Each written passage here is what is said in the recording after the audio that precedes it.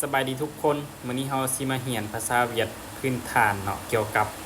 คำว่าอันนี้แม่นยังในภาษาเวียดเนาะในภาษาเวียดจะว่า đây là gì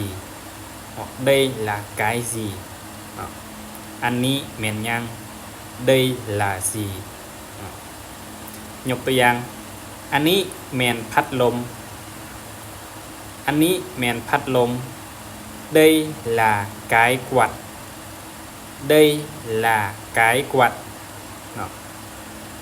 อันนี้แม่นตู้เย็นอันนี้แม่นตู้เย็น đây là tủ lạnh đây là tủ lạnh เนาะอันนี้แม่นรถจักรอันนี้แม่นรถจักร đây là xe máy đây là xe máy อันนี้แม่นรถใหญ่อันนี้แม่นรถใหญ่ đây là xe ô tô đây là xe ô tô นี่แม่นแฟนของข้อย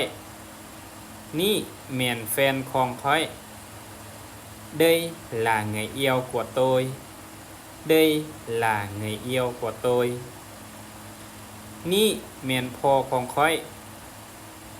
นี่แม่นพ่อของข้อย đây là bố của tôi đây là bố của tôi นี่แม่นอ้ายของข้อยนี่แม่นอ้ายของข้อย đây là anh trai của tôi đây là anh trai của tôi เนาะนี่แม่นโรงเรียนของข้อย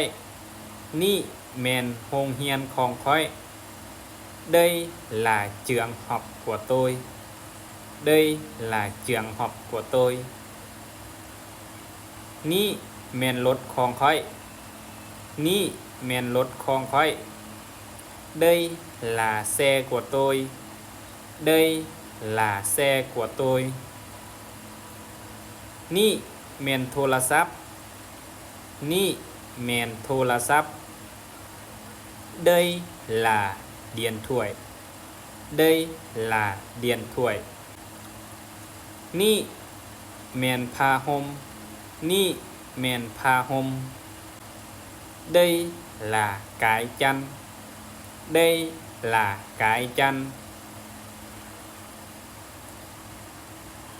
นี่ก็จะเป็นคำศัพท์ภาษาเวียดพื้นฐานเนาะขอบใจทุกคน